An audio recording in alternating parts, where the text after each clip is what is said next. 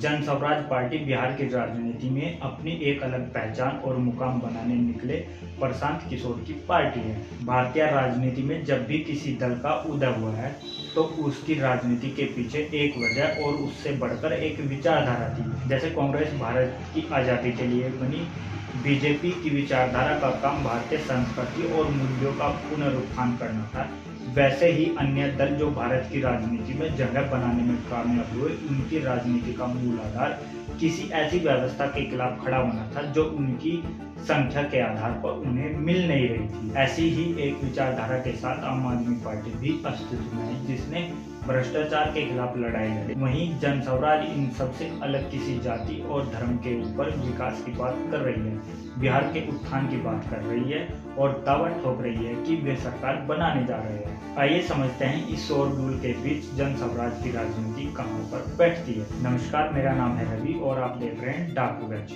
दरअसल प्रशांत किशोर एक राजनीतिक रणनीतिकार रहे हैं। माना जाता है कि 2014 में उन्होंने ही बीजेपी को सत्ता में लाया था। इसके बाद उन्होंने देश के अलग अलग राज्यों में अलग अलग दलों के साथ काम किया, जिसमें तमिलनाडु में डीएमके, बंगाल में ममता बनर्जी और बिहार में लालू नीतीश की जीत दिलाई। बिहार के रहने वाले प्रशांत किशोर एक बार जेडीयू में शामिल भी हुए थे, लेकिन उनकी राजनीति सफल नहीं रही। अब प्रशांत किशोर ने एक अपना दल बनाया है, जन स्वराज। आइए एक नजर डालते हैं प्रशांत किशोर के राजनीतिक रणनीतिकार से लेकर जन स्वराज के गठन तक के सफर पर। कैसे अस्तित्व में आई जन स्वराज? मई 2021 में प्रशांत किशोर ने टेलीविजन पर लाइव आकर रणनीतिकार के रूप में अपनी सेवानिवृत्ति की घोषणा करते हुए कहा, मैं जो कर रहा हूँ उसे जारी नहीं रखना चाहता। मैंने बहुत कुछ काम कर लिया है, मेरे लिए एक ब्रेक लेने और जीवन में कुछ और करने का समय आ गया है। मैं इस फील्ड को छोड़ना चाहता हूँ। लगभग एक साल बाद 2 मई 2022 को प्रशांत किशोर ने एक ट्वीट के माध्यम से एक राजनीतिक संगठन के गठन का संकेत दिया, जिसमें कहा गया था, यह वास्तविक मालिकों यानी जनता के पास जाने का समय है और जन स्वराज लोगों के सुशासन की वकालत है। 5 मई 2022 को पटना में एक प्रेस कॉन्फ्रेंस में औपचारिक रूप से जन स्वराज अभियान की शुरुआत की, जिसमें उन्होंने पूरे बिहार में 3500 किलोमीटर से ज्यादा पदयात्रा करने की मंशा जाहिर की। मई और अक्टूबर 2022 के बीच किशोर ने राज्य भर में बड़े पैमाने पर यात्रा की, विभिन्न पृष्ठभूमि के लोगों से मुलाकात की ताकि उनकी चिंताओं को समझा जा सके और दीर्घकालीन शासन रणनीति को तैयार किया जा सके।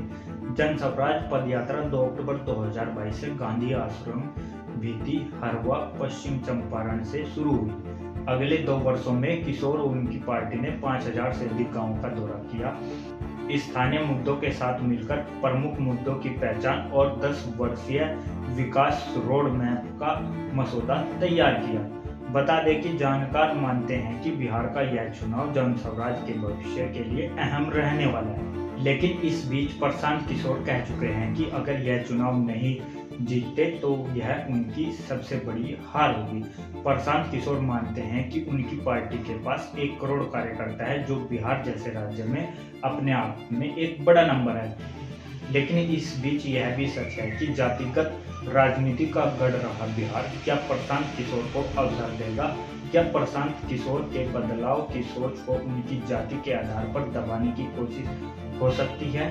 क्या तथाकथित निम्न जातियों के बीच प्रशांत किशोर जगह बना पाएंगे, जो बिहार की राजनीति के करीब 30% वोट बैंक का हिस्सा है? यही एक ऐसा वोट बैंक है जिनका कोई एक दावेदार नहीं। प्रशांत किशोर की राजनीति से बिहार में अगर इस समय सबसे ज्यादा खतरा माना जा रहा है तो वह है राजद। राजद के पास अगर वोट बैंक के बाहर कोई वोट बैंक है तो वह है मुसलमान। लेकिन इस समय मुसलमान प्रशांत किशोर में अपना विश्वास दिखा रहे हैं।